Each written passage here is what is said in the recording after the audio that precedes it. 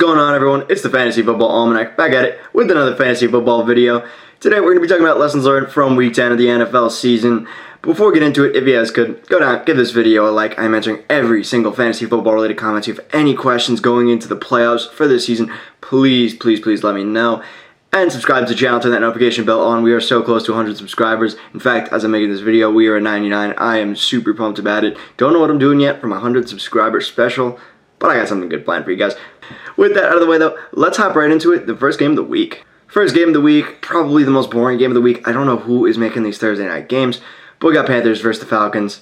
My takeaways on the Panthers side is that one, Foreman is going to be the lead back here. I mean, getting 31 carries, 130 yards. Yes, he's not going to be utilized in the receiving game, but when you're getting that level of work in your offense, it doesn't even matter how many receptions you're getting. That's a lock for a really nice floor, especially with a lot of buys coming up. And then also on the Panthers side, we see DJ Moore not really be too heavily utilized. 6 targets, because PJ Walker didn't really perform all that well, only having 5 fantasy points, not even having a touchdown.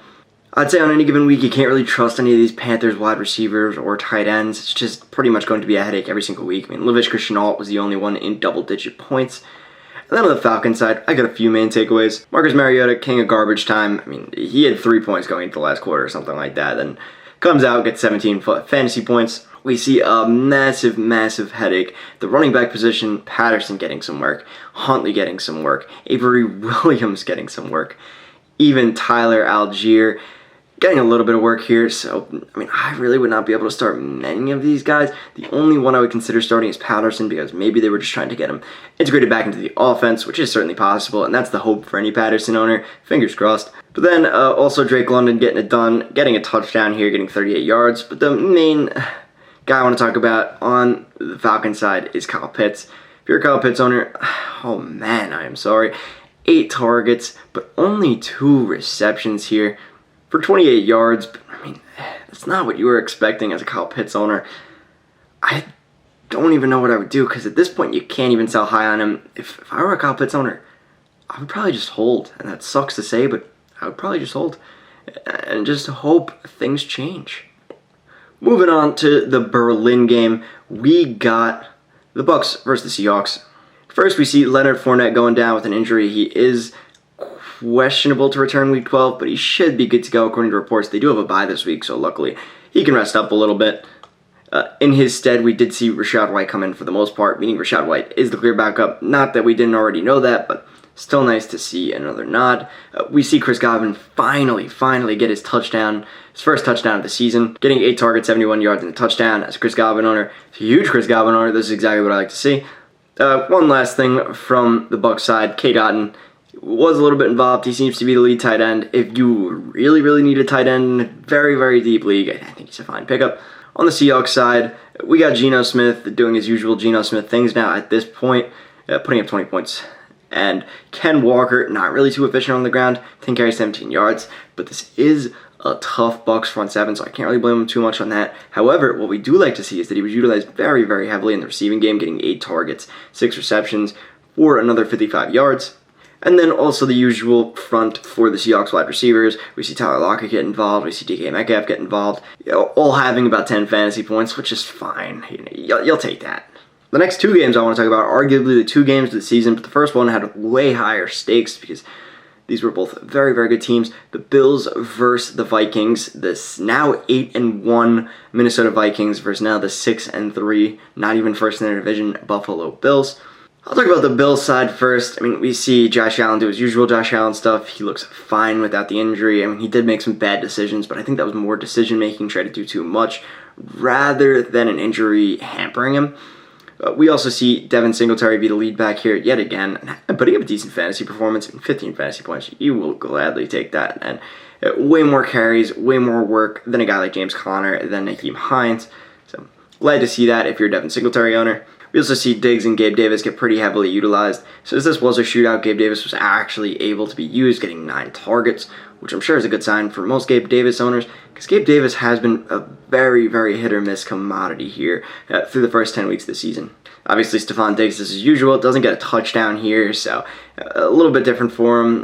Not his usual 25-point outing. Instead, he only get 18 points, but if you're a Stephon Diggs owner, you are not complaining one bit. Over on the Vikings side, we see Kirk Cousins throw 50 passes, which is, wild. Kirk Cousins is not usually that type of quarterback, but he had to in a game like this because they were down early. We see Dalvin Cook get a nice breakaway run, vintage Dalvin Cook style. And Justin Jefferson possibly have the best catch I've seen in a long, long time. It was very reminiscent of the OBJ catch.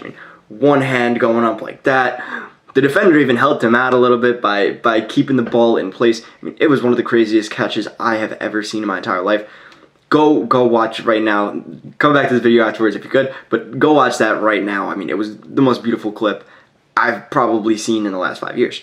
Justin Jefferson, we do see him have a casual 193 yards and 1 touchdown, almost had 2 touchdowns.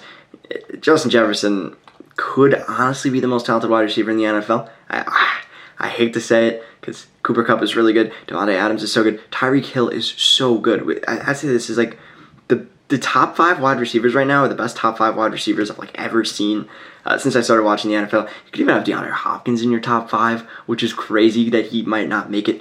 Jalen Waddle could be in your top 5. Jamar Chase. There are so many good wide receivers, and Justin Jefferson may just lead the pack here. We also see TJ Hockenson be pretty heavily utilized. Yes, this was a shootout of a game, so it makes sense, but TJ Hockenson getting 10 targets is what you like to see as a TJ Hockenson owner. 7 receptions, still getting used to the playbook. It's going to take some time. The next crazy game we saw was the ascension of Justin Fields. He ascended last game, but this is now the full ascension. Getting 39 fantasy points. Whoa. He looks crazy out there. Any play, it's like a Saquon Barkley type thing, where he can just break away, or Derrick Henry type thing, where he could just break away a 70-yard touchdown out of nowhere, out of thin air. But the difference is he's a quarterback, and he's on a pretty bad team. And nobody's writing home about Darnell Mooney.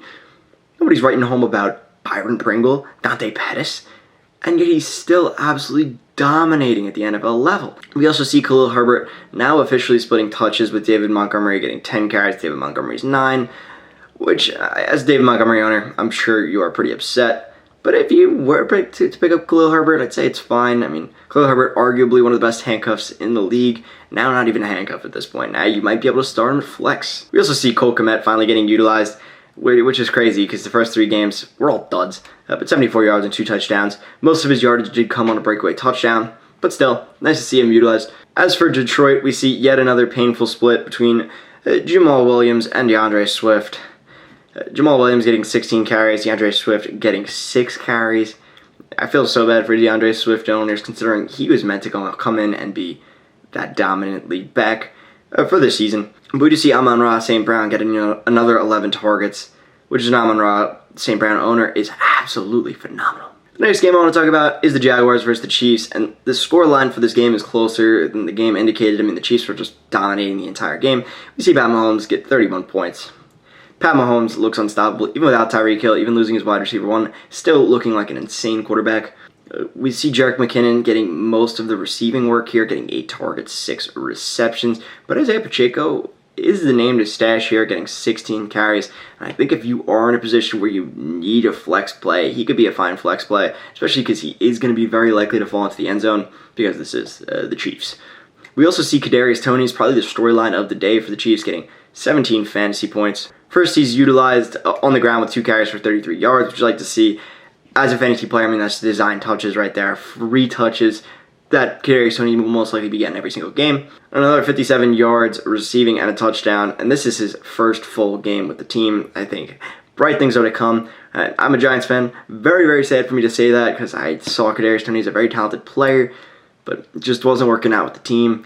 But Kadarius Toney, I think, could honestly be the stash of the century. If he is still somehow on your waivers, go pick him up. Go pick him up right now. He will most likely be a huge waiver target this week.